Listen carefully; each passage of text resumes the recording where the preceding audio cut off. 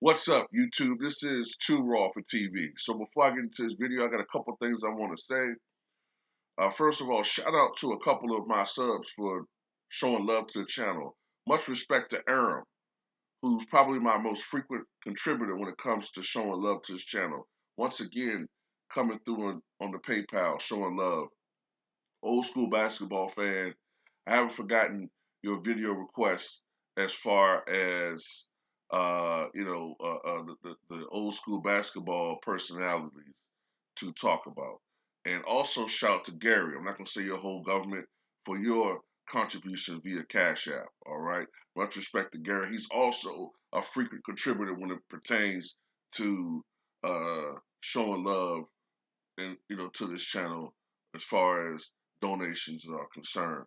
If any of you want to, if you choose to show love to this channel, you can do so in the links in the description box below via the PayPal or the Cash App if you choose to.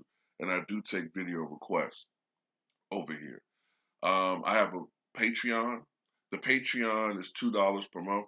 Now, the Patreon is an alternative to YouTube because YouTube is very strict now when it pertains to what you can talk about. On the Patreon is pretty much unlimited to what I can talk about on there with within reason. And I take video requests on the Patreon, and it's only $2 per month to sign up on that, and you have access to videos on my account on the Patreon. And there's probably about now I lost count, but I'm assuming somewhere around 400 videos on the Patreon. All right. Now I'm going to upload some Patreon videos today. Now, let's get to this. All right. So the Lakers, the defending NBA champion Los Angeles Lakers, were eliminated from the playoffs in game 6 of their first round series against the Phoenix Suns 113 to 100. And the Phoenix Suns win the series 4 games to 2. And of course, the talk is LeBron James being eliminated in the first round for the first time in his career. Now, the caveat to that is LeBron James missed the playoffs the first 2 years of his career 2003, 2004, 2004, and 2005. So the first couple of years he missed the playoffs. 2005, 2006, I think that's the year that he went against the Wizards when Gilbert Arenas was there. Larry Hughes may have still been there, or he might have been with Cleveland. I can't remember. And I think they beat him something like 4 games to 2 or something. I can't quite remember the spread. But anyway, Phoenix advances to the second round. LeBron James and the Lakers. A lot of question marks. There's a lot of question marks right now about the future of this organization. My guess is that you're going to see a lot of new faces next year. Okay, a lot of new faces. Um, because this is unacceptable. Losing in the finals, okay. Losing in the conference finals, very, very disappointing if you're a Laker fan, but okay. Losing in the semis, unacceptable. Unless you're dealing with injuries. Losing in the first round as a defending NBA champion, um, only 7 times has this occurred. 7 times has this occurred in the 75-year history of the NBA. And it's often not a good sign. You know what I'm saying? Usually it's a sign that a championship team's window of opportunity is closing. Case in point, one of the teams that I can think of is the '84 Sixers. The year before that, they romped through the NBA, 65-17 regular season record, 12-1 in the postseason back when it was only 3 rounds opposed to 4 rounds of the playoffs. And they just look so dominant. The next year, you could definitely start seeing age was taking catching up with Julius Erving. Moses Malone was slowly transitioning from being a guy that was consistently putting up 30 and 16 a game to being more of a guy putting up 22 and 11 or 12.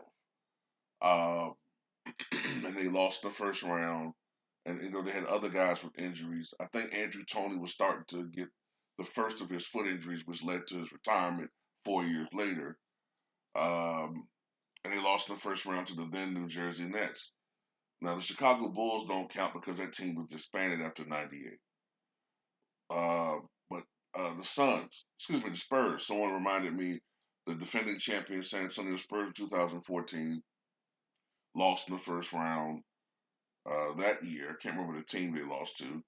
And afterward, that team never became really a truly competitive team on the championship level. 2012, the defending champion Dallas Mavericks lost in the first round, and soon afterward, Dirk began to show signs of age, and they never really came back to being a championship level team. So what I'm trying to say is this: um, the Lakers are going to have to make a lot of roster changes to be a competitive team, and they're going to have to change the dynamics of this team. I've told you guys when matter of fact, me and 78 said this. Shout out to the brother 78. That when they acquired Anthony Davis, it was a high risk, high reward situation. Anthony Davis is a great, phenomenal player. Um, probably the most actual, probably the most skilled big man in the NBA. The problem is his mental approach to the game at times, uh, and his health. Okay, his health was always going to be an issue. At the time of the trade, LeBron was 34 years old. LeBron was still had something left in the tank, but you had to worry about as LeBron aged, would AD be the type of guy that could take over the team and be the number one guy, be the leader of this team? For example, Showtime Lakers. Cap, that was Cap's team. Magic Johnson was a tremendous player, but the leader of the offense was Kareem. Um, as Kareem slowly aged, especially by 86, 87, Magic had to take over being the lead guy offensively. Okay. Now, I'm not saying putting up 30 points a game, but he was the guy that initiated the offense more as Kareem began to age and could no longer uh, dominate the opposition consistently as he did during his prime and near prime. This is my take with the Lakers. Okay. This is just my opinion. Kuzma, get him the fuck out of there. Um, Schroeder, get him the fuck up out of there. Some of these other guys, Dudley, get him the fuck up out of there. KCP, get him the fuck up out of there. I know he might have a good percentage regular season wise, but when it really matters, he's rather inconsistent. Okay? Get some of these guys the fuck up out of there. I would even consider getting rid of fucking Frank Vogel. Get a lot of these motherfuckers the fuck up out of there, okay? Drummond, unless he's willing to take less than superstar money, he may need to get the fuck up out of there too. But the only reason why I would consider keeping a guy like Drummond, even though there are a lot of things about his game I don't like, is this. Drummond can do a lot of the dirty work. Now, there will be some issues potentially with spacing, right? But if they can learn to play with if they could play with each other, AD and Drummond on the same court, right? One of the things that Drummond could provide, though, is doing the dirty work, and AD could, excuse me, yeah, AD, excuse me, because I'm thinking Anthony Davis, but also Andre Drummond. So, but Anthony Davis could, you know what I'm saying, focus more on scoring. The reason why I bring that up is one of the things that extended Abdul-Jabbar's career is that when Magic Johnson got there, right? Magic was a guy that was a great rebounder, one of the greatest rebounding point guards ever. Then you had all these other guys. You had Thompson later on. You had Bob McAdoo. You had A.C. Green. You had Kurt Rambis. You had some other guys. Uh, they wound up doing the rebounding for the most part. So Kareem could focus on scoring. Kareem would have 25 points a game, but might only average 6.5 rebounds because he doesn't have to focus on doing that type of grunt work anymore because he was older. And that extended his career, in my opinion. That might be something that could be looked at. Drummond is the type of guy that could, I think, on that team, average 12 and a half, 13 rebounds a game. I don't know about 16 a game. Davis could average more about 8.5 rebounds a game, not have to do as much heavy lifting on the defensive end, although Drummond is not the defensive player that people make him out to be. But he would provide some grunt work assets, some grunt work productivity to a team that could benefit AD in the long run. Just throwing it out there. But the money to me would have to be right. You know what I'm saying? And Andre Drummond is not a premier player. Okay? To me, he's a glorified Jason Williams. You know what I'm saying? The old Jason Williams. But anyway, they need to completely alter this roster, man. Kyle Kuzma is not the type of dude that's I don't know what the fuck happened to this guy. This is a guy that many people thought was going to be one of the great young players, and he's completely flopped. He's completely fucking shit the bed in this playoff run, man, and this season for the most part. He's had some moments, he's had some good games, but no. You look at what Jayson Tatum's done in Boston, and it's fucking despicable. It's fucking despicable, man. Get rid of fucking this dude. Get rid of this motherfucker, man.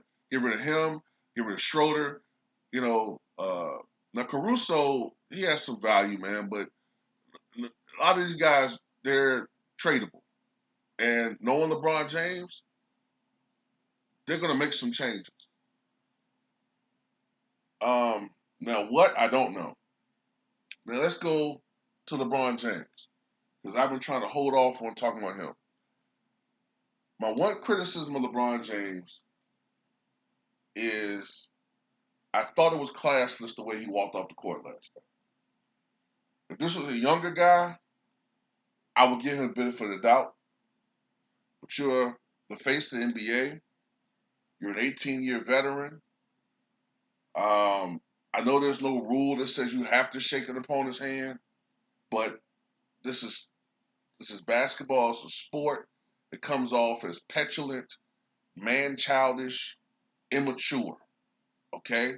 Entitled, snobbish, okay? It plays into a lot of the things, the narratives that a lot of people who don't like LeBron say that he really is, okay? When you're winning by 25, you know what I'm saying, you're celebrating. When you're losing, and you lose, you're supposed to, no matter how you feel on the inside, you're supposed to show class. Kobe Bryant, Michael Jordan, Larry Bird, Bill Russell, the most competitive motherfuckers in the history of this NBA.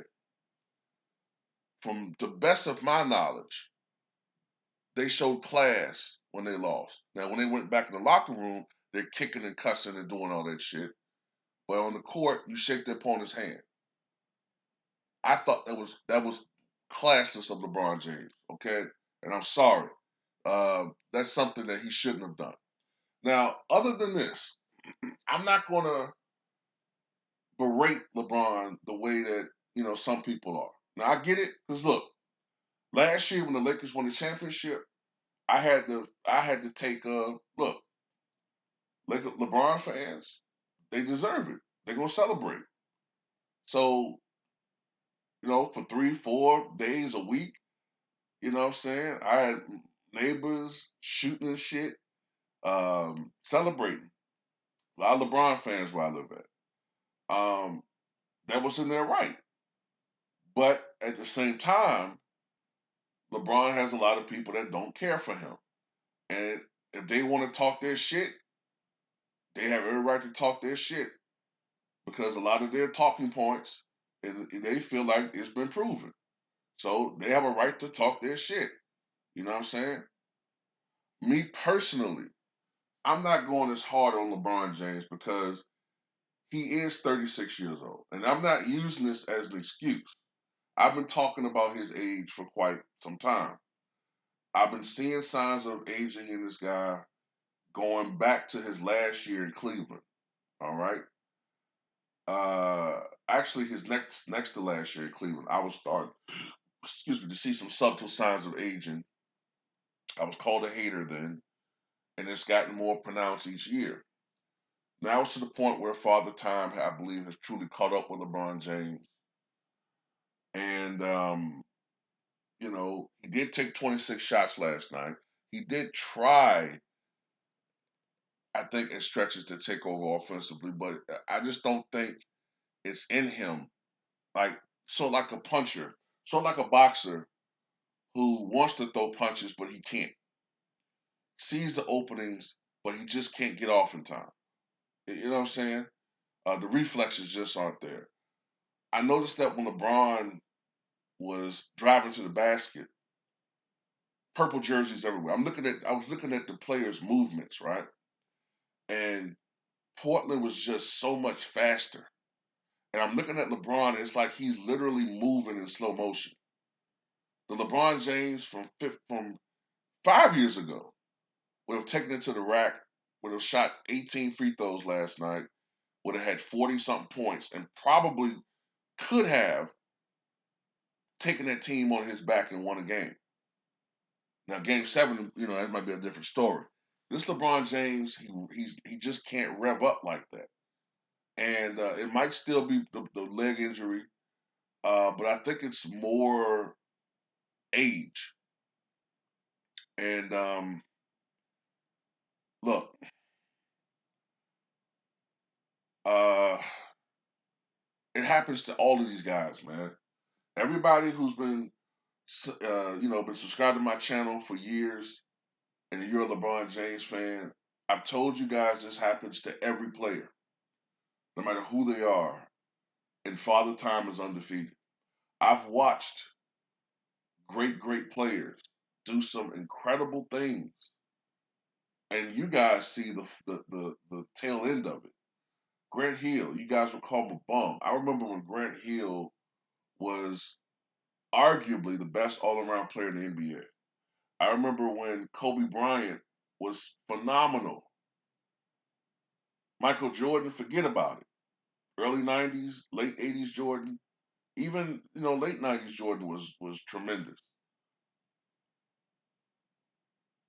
But these guys all get old eventually. Kobe Bryant can no longer take over a team at will. Jordan, the heart was there, but his body was failing him. I think with LeBron, it might be a little bit more the latter. I think that the heart is there, but I think his body is failing him. And at this point, LeBron is going to have to be more of an off the ball guy. And I think he's going to have to be more of the media might spin it as he needs a Scottie Pippen. Actually, LeBron needs to be a Pippen more. He needs to be a secondary guy, and they need another guy. To me, they need a third guy there. They need, I think, honestly, I know that a lot of people will start hating this guy if he did it. I know they would. They would hate on him. But man, considering the new developments, you wonder if Dame Dollar could play there. And LeBron can play more. LeBron can play off ball. You wonder about that. But I'm just speculating. I don't know what's going to happen. But I do know this, okay? LeBron, his days of dominating are over. One last point I want to make before I go. This is not going to, in my opinion, hurt LeBron James' legacy. Not really. Um, 5, 6 years from now, a lot of people aren't going to even really remember. Like, I mean, they'll remember it, but it's not going to be something that is going to stick out in their minds. Okay. Um, Kobe Bryant lost in the first round. Jordan lost in the first round his first 3 years. Akeem Olajuwon lost in the first round or didn't make the playoffs half of his career. I think 9 of his 18 seasons, Akeem Olajuwon didn't even make the playoffs or lost in the first round. And usually lost in the first round to some bad teams. And people still consider Akeem Olajuwon a top 10 player. So at the end of the day, I don't think this is going to hurt LeBron's legacy that much. However, like I said before, there's a lot of people right now who are pissed off at the media because of their narratives, because of some of the bullshit that they do, and they have every right to be talking their shit this morning. Okay, um, but that's pretty much all I got to say. So, what you guys think?